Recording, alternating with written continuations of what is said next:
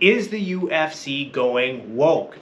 This is a question on everybody's mind because last week the UFC announced a huge sponsorship deal with Bud Light to the tune of hundreds of millions of dollars or more. And this has everybody wondering whether or not the UFC is compromising its brand, compromising its image, whether or not the UFC is going to be engaging in this woke mentality. So that's what we're going to be talking about today.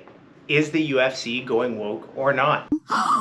Ultimate punching? What's up, everybody? Welcome back to the Ultimate Punching channel. As I mentioned, today we're talking about the UFC's deal with Bud Light. I'm going to get into that in just a moment, but before I do, I need you guys to absolutely and utterly destroy that like button and hit that subscribe button too.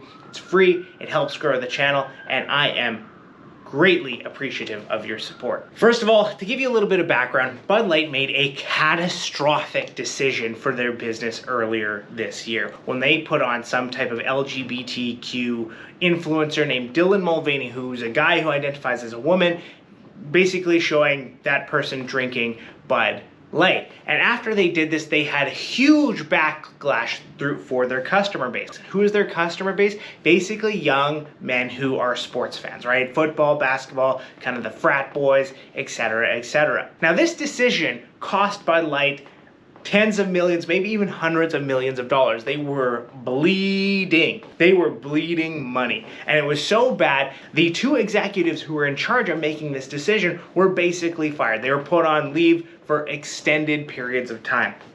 And when that executive took to social media to basically explain her decision, she basically said, I'm a businesswoman. I had a really clear job to do when I took over Bud Light. And it was, this brand is in decline. It's been in decline for a really long time.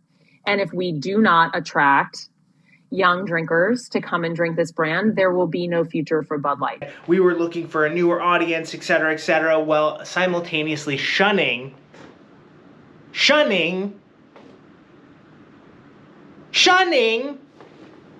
the people that basically made them all of their money. So they're going after this 2-3% woke LGBTQ liberal friendly agenda. They're trying to get their ESG score up, all of these different things. And by trying to do this, they killed their customer base.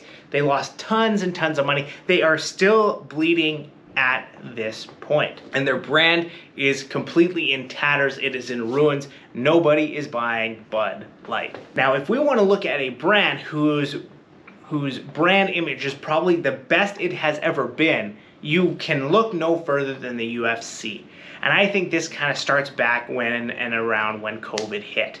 Right? All the sports teams shut down. Everybody listened to what the government was saying except for the UFC and Dana White. Dana White said, we will find a way to make this happen. And time after time, they put on fight after fight, competition after competition, event after event. And then if you fast forward to where they are today, they're one of the fastest growing sports leagues in the entire world. And a lot of that is due to Dana White's leadership. So right now, the UFC brand, the UFC sport, the MMA sport is here as far as fan base go, as far as customers go, as far as brand. And if you look at where Bud Light is, they are down here. They are bleeding, they are suffering, they are trying to find a way to get their ideal customer, frat boy, sports fan base back. Now, I don't know too much about the details about this specific deal, but my thinking is that the Bud Light executives are looking at which brand can we associate ourselves with that is, you know, at the top of the top, where our fan base is gonna sit, where we can get our revenue back, where we can win our customers back. And they saw the UFC as the roadmap to do this. Dana White and the executive team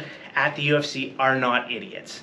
They know how the world is perceiving the UFC brand right now. They know the fact that the UFC is not a woke brand. They know that the UFC is sort of a paragon in the sense that they haven't had to do any of the stupid things that the NFL or the NBA or the NHL have done. You know, pink wristband, pink jersey night, all these things to kind of pander to the people that are not their audience. And Dana White has even said on multiple occasions that he lets fighters kind of speak their mind, speak their truth, doesn't really get too involved, and they settle things in the cage. So Dana White and the executives at the UFC know that their brand is up here. They also know that Bud Light brand is down here right now. So my bet is that in those negotiations, when they were taking place between the UFC and Bud Light, Dana White basically said, or whoever was in charge of this sponsorship deal, basically said, yes, we will take your money, but you're doing things our way. We're not giving into any demands, nothing like that. You're doing as we say, and that's how it's going to go. If you want your shit in the toilet brand attached to who we are as an organization. So if I were to bet, if I were to make any type of guesses, and again, I don't know the details of this, I don't know how it's all going to work out, but my thinking is the Bud Light wanted to attach itself to the UFC brand in order to win back its customer base that basically completely dropped and abandoned them once they went down this woke LGBT, friendly trans nonsensical craziness, right? They lost their core customer base for doing that, and their way of trying to win them back is to partner up with the UFC. UFC knows this. They know that Bud Light is in trouble, and the UFC then goes ahead and says, yeah, sure, you can give us, we'll take your money, but you have absolutely no say in how we run our organization.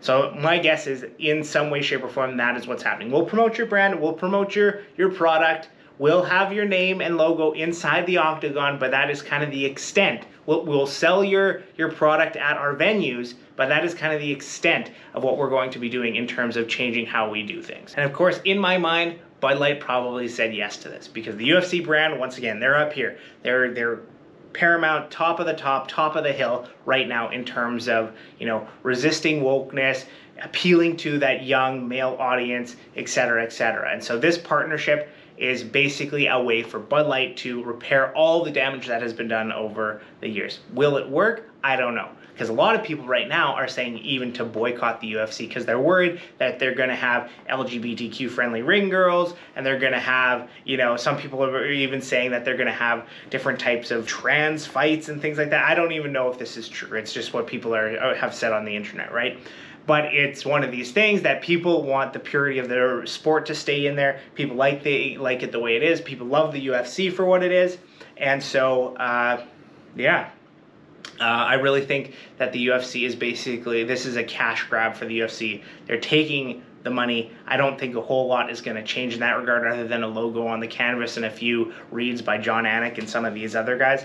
But I really don't think there's going to be a huge amount of change when it comes to the UFC organization. If that happens, that will be a colossal error on the executive team's part in the UFC. And I don't think they're going to do that. But what do you guys think? Do you think UFC is going woke? Do you think that they're trying to fit in with sort of the NFL and NBA and all these other woke agendas? I hope not. Because the thing that made the UFC unique, especially over the last couple of years, was the fact that they didn't bow down to authority trying to tell them what to do. So that's the way I see it. Let me know what you guys think. Do you guys think that the UFC is going to change? Do you think they're going woke, or do you think this is just a cash grab? Let me know in the comments. I want to know what you all think. Thanks for watching.